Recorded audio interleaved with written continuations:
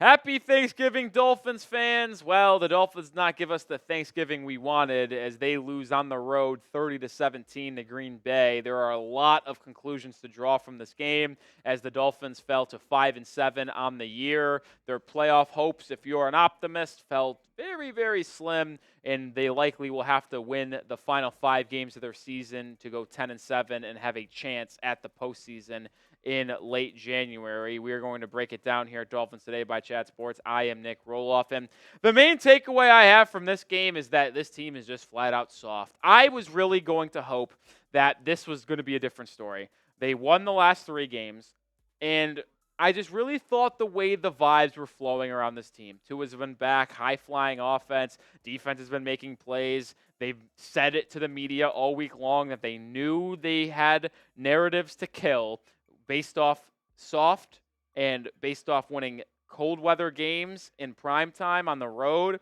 and they were unable to do so. And it was really disappointing to see them know what they had to do, know what the issues are, and still not be able to get it done when the job mattered most. And there's many different things you could point to, and I'll point to 3 things. There's 3 things that I need to talk about today.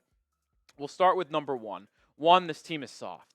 It's just utterly soft. And I said it early on in the year. I kind of got bought back in by this fake 3-game win streak. I know I told myself a month ago that I wouldn't believe in this team again unless they won 4 in a row and capped it off with a win in Green Bay. Well, they did the 3. I bought it a little bit early, and I got caught off guard. But this team is soft. Why do I say that? 14 carries for 39 yards. You can't run the football, and it's been that way. The numbers are going to get worse, but over the last 3 weeks, yes, the offense has been scoring at 60% rate on 60% of their drives. Tua's been awesome, efficient. They're driving down the field left and right, but guess what? They've been averaging 77 yards per game on the ground over the last 3 weeks, and after running for 39 yards today, that number is only going to go more and more down. Like, this offense can't run the football. And why can't they run the football? It's because they are not physical enough in the trenches. This offensive line is terrible in the run game. And I thought that changed because the Dolphins were averaging 122 yards on the ground per game through the first 8 games of the season. But then you saw that change over the last 3 weeks and this week. And there was a specific month stretch starting in Week 5 against New England. Week 5 against the Patriots, Week 7 against the Colts, Week 8 against the Cardinals, Week 9 against the Bills. In those 4 games, the Dolphins' run game was averaging about 180 yards per game. They were great, and maybe it was more of an indictment of how bad those opposing defenses were against the ground rather than the Dolphins' offensive line actually playing well, because I thought this O-line was cooking. And maybe you could coincide this issue with Austin Jackson being out for the year because it's now been 2 or 3 games since he's been missing, and the offense is not running as efficiently with Kendall Lamb as that starting right tackle. But any way you want to slice it, you are not going to be able to win these type of games. And these type of games include playoff-type atmospheres, cold environments, on the road, in big-time games. You cannot win if you are solely relying on the pass game for 90%. If you cannot trust your offense to pick up yards in between the tackles and use your physicality to run at your opponents, you will never win. And it was personified to its highest degree when you were down 16 with 10 minutes to go. You get it 2nd and goal at the 1-yard line. 1-yard line, 2nd and goal. You don't score. What happened? Right power to Devon Achane. Gain nothing. 2nd down, play action, bootleg to Jonnu Smith. Probably was pass interference on the Packers. Not called, whatever. 4th down, play action, sack. It was simply ineptitude at its finest when you get down to the 1-yard line and you can't punch it in. One, let me ask you this, Mike McDaniel. Why are we not putting in Raheem Mostert? What is the point of having Raheem Mostert on this team? What is the point of having Jeff Wilson active? Jeff Wilson has been healthy and active for most of the season. He was healthy and active today. You didn't use him in the one situation you would use him for because he's your most physical back in between the tackles. Why would you use Devon Achane, who is spectacular, a top 3, top 5 back in football, and he was excellent again in the passing game today? But why are you using a 180-pound small running back at the 1-yard line trying to run in between the tackles? Use your physical running backs. It just goes back to the point that this team is not physical enough. It is mentally soft, and you will not win games in these type of environments when you are that soft. It's that simple.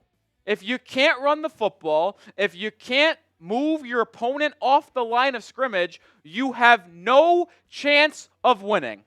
I don't care how effective the passing game is. I don't care how good Tua is. I don't care how accurate he is. If you can't run the football when it matters the most and inside the 5, inside the 10, in short yard situations, you will never win games when they matter in these environments.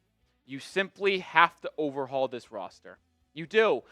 / change your identity. Now, will they be able to do it under Mike McDaniel? I don't know. But if we go another offseason with Chris Grier failing to acknowledge the lack of physicality across the offensive line, I might have to fly to Miami and put him in a chokehold. Just kidding. Not going to do that. But the point stands. He needs to get this offensive line. Aaron Brewer is good at center. He is good. You have Teron Armstead. We'll see if he returns next year. If not, it's Patrick Paul at left tackle. You have Austin Jackson at right tackle. But you have to find a way to strengthen the right guard position and strengthen the left guard position, because the lack of physicality alongside this offensive line simply cannot continue to happen. It cannot happen. Pass blocking for the most part was fine. Yes, you got sacked 5 times, but you aren't going to be able to hold up in pass protection consistently when the opponent knows you're throwing the ball 75% of the time, which is why I tell you, you need to be better in the trenches physically so you can trust your running game and actually run the ball effectively. It's the number one issue that this Miami Dolphins team has. You can't run the ball effectively up the middle, which doesn't allow you to be balanced offensively, and it becomes an unmitigated disaster. So that is number one issue on today's game. What was issue number 2? Well, you can talk about the lack of physicality on your defensive side. You missed 20 tackles. 20. It's hard to fathom. They showed a stat in the middle of the third quarter on the broadcast that the Dolphins missed 13 tackles in this game. That is the second most out of any game this season in the NFL. I am going to guess that 20 is probably now the most missed tackles out of any game in all football. And I do not want to hear the excuse that Kendall Fuller was out, that Kader Kohou left the game in the first half, and you had to work with Storm Duck and Saran Neal in the secondary for the most part. It does not matter.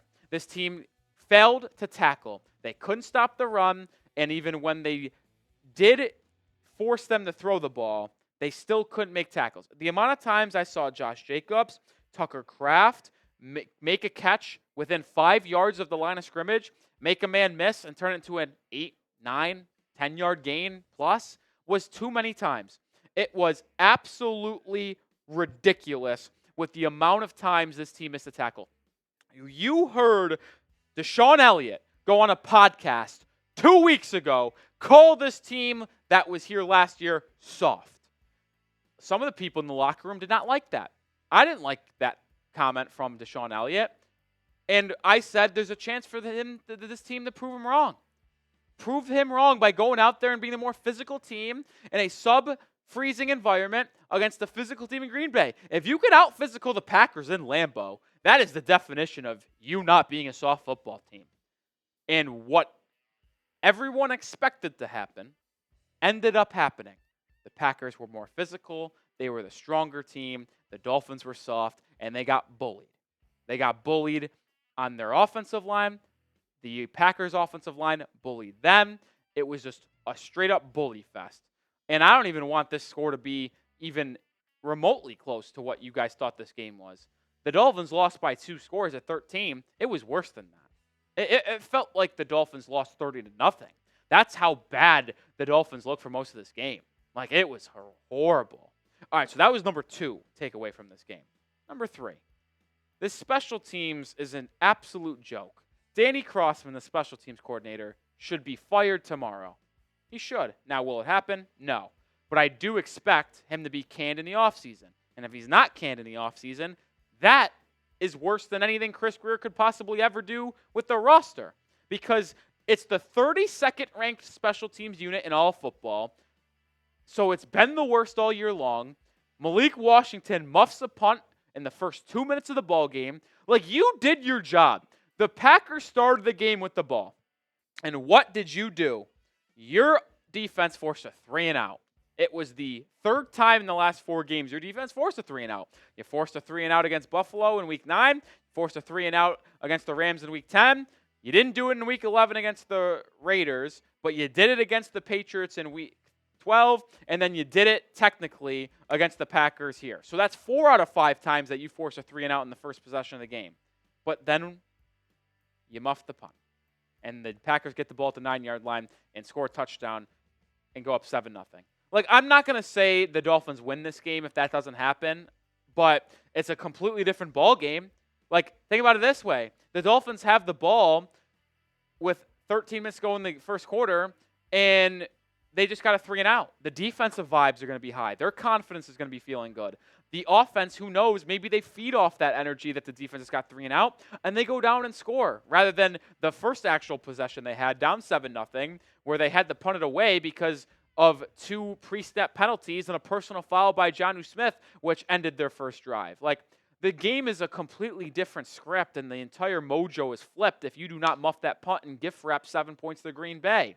Like I said, I'm not going to come out here and claim that the Dolphins would have won the game, because based on how the rest of the game looked, I'd probably say they still lose. But it is a different script and a probably much more closer game the rest of the way. That's number 3.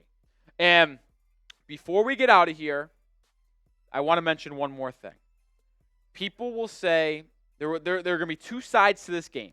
There's going to be the crowd that still want to blame Tua for this loss and the fact that he's not able to do it in cold environments.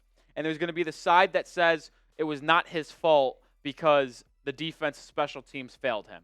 I think both can be true here, and I do want to combine that. Was Tua the reason why the Dolphins lost today? No. He threw for 357 yards, 2 touchdowns, 36 of 45. So he completed, once again, 75% of his passes or higher, didn't turn the ball over. He's been on a different level for most of the times since returning from IR.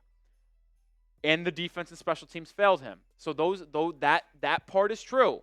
But the reason why I'm not going to completely absolve Tua here is because I want to take it back to the beginning of the end for the Dolphins in this one, and the kind of stretch of plays before the first half concluded. Because you were down 21-3 with a minute and a half to go. And yes, you were already down 18.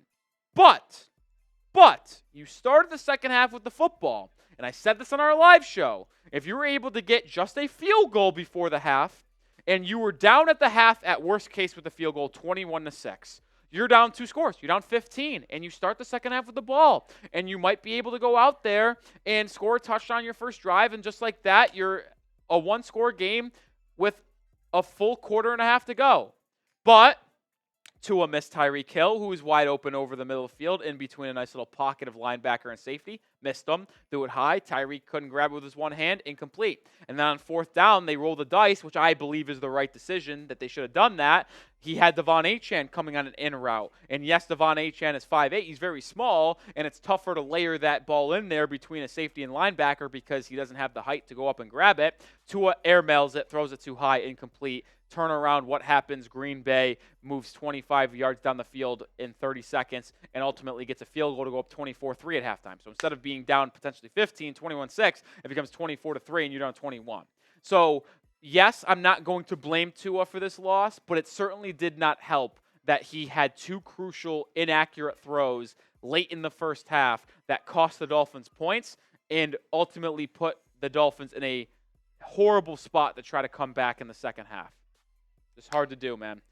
The Dolphins need to play perfect. They were not perfect. And boy, oh boy, is this a disaster on all fronts. Like I said, 4 things I want to talk about in this game. 1 was this team lacks physicality and was soft. 2, the tackling of this Dolphins defense should be absolutely ashamed of himself. 3, the elite Malik Washington muff punt cost this team pretty much their game because of how disarrayed they got after that. And 4, can't blame Tua, but he should not be completely absolved from this loss. All right, that's going to do it for today's show. I know we didn't really talk a lot about stats. I just had to go out and rant about this game. I'm sorry. But make sure you are subscribed because we're still going to drop daily content on the Miami Dolphins. We're not going anywhere. So hit that sub button. We'll be live for every game the rest of the way. Only 5 games left. Some of you might think that's a good thing. Some of you guys might be sad by that. But either way, we're going to be here for all of them. So hit that sub button.